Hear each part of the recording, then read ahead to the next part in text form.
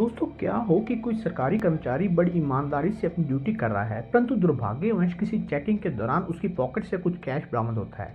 तो क्या उसको करप्शन के केस में फंसा दिया जाएगा? क्या कोई सिर्फ संदेह के आधार पर उसको दोषी ठहराया जा सकता है? सुप्रीम कोर्ट ने अपने फैसले में कहा कि जब तक यह स्पष्ट प्रमाणित न हो जाए कि आरोपी ने रिश्वत मांगी और उसे स्वीकार किया, तब तक किसी के खिलाफ भ्रष्टाचार निवारण अधिनियम 1988 की धारा 20 के तहत कोई अनुमान नहीं लगाया जा सकता। अदालत ने इस बात पर भी जोर दिया कि भ्रष्टाचार के मामलों में स्वतंत्र गवाहों की गवाही बेहद महत्वपूर्ण होती है। अगर कंप्लेनेंट के आरोपों को समर्थन देने के लिए पुख्ता सबूत मौजूद नहीं है या उसके बयान में विसंगतियां हैं, तो आरोप ऑटोमेटिकली संदेह के घेरे में आ जाते हैं। दोस्तों, क्या हो कि कोई सरकारी कर्मचारी बड़ी ईमानदारी से अपनी ड्यूटी कर रहा है, परंतु दुर्भाग्यवश किसी चेकिंग के दौरान उसकी पॉकेट से कुछ कैश बरामद होता है। तो क्या उसको करप्शन के केस में फंसा दिया जाएगा? क्या कोई सिर्फ संदेह के आधार पर उसको दोषी ठहराया जा सकता है?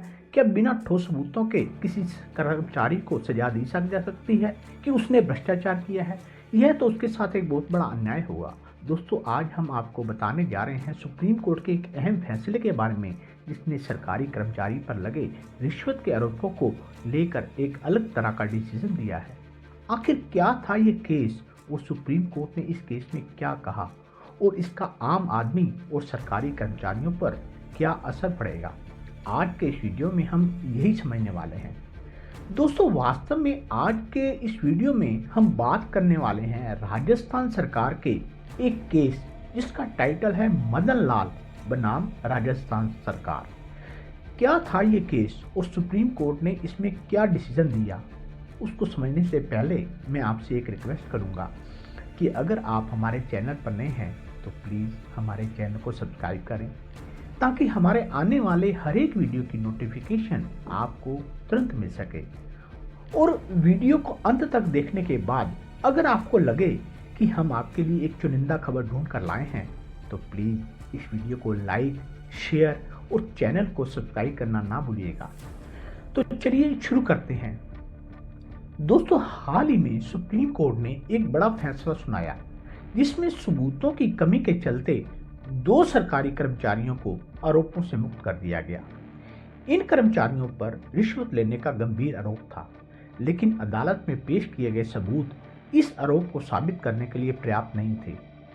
तो आखिर इस केस की पूरी कहानी क्या है? इस केस का शीर्षक है मदन लाल बनाम राजस्थान सरकार।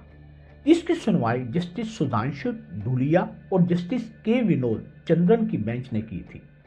सुप्रीम कोर्ट ने अपने फैसले में कहा कि जब तक यह स्पष्ट प्रमाणित न हो जाए कि आरोपी ने रिश्वत मांगी और उसे स्वीकार किया, तब तक किसी के खिलाफ भ्रष्टाचार निवारण अधिनियम 1988 की धारा 20 के तहत कोई अनुमान नहीं लगाया जा सकता। अदालत ने इस बात पर भी जोर दिया कि भ्रष्टाचार के मामलों में स्वतंत्र गवाहों की गवाही बेहद महत्वपूर्ण होती है। अगर कंप्लेनेंट के आरोपों को समर्थन देने के लिए पुख्ता सबूत मौजूद नहीं है या उसके बयान में विसंगतियां हैं, तो आरोप ऑटोमेटिकली संदेह के घेरे में आ जाते हैं। कंप्लेनेंट का दावा था कि आरोपी की जेब से रिश्वत की रकम बरामद हुई थी और उसके हाथों व कपड़ों पर फिनोल पथलीन के निशान मिले थे, जो आमतौर पर ट्रैप केस में इस्तेमाल होने वाला एक रसायन होता है। लेकिन इस दावे पर गवाहों के बयान मेल नहीं खाते। गवाहों के अनुसार पैसे फर्श पर बिखरे हुए थे, जिससे कंप्लेनेंट की कहानी पर बड़ा संदेह हुआ। कोर्ट ने यह भी कहा कि ट्रैप टीम के अधिकारी ने सिर्फ यह बताया कि आरोपी की जेब से पैसे मिले और उसके हाथ व कपड़ों पर रसायन के निशान थे, लेकिन किसी भी अधिकारी ने यह पुष्टि नहीं की कि आरोपी ने खुद ही नोट निकाल कर फेंके थे। ऐसे विरोधाभास इस केस में संदेह को और गहरा कर रहे थे।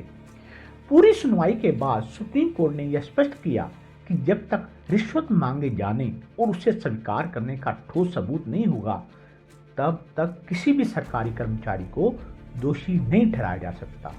इस आधार पर ट्रायल कोर्ट और हाई कोर्ट द्वारा दी गई सजा को रद्द कर दिया गया और सुप्रीम कोर्ट ने अपील को स्वीकार करते हुए दोनों सरकारी कर्मचारियों को बरी कर दिया। दोस्तों, यह फैसला हमारे न्यायिक तंत्र में सबूतों की अनिवार्यता की इम्पोर्टेंस को बरकरार करता है।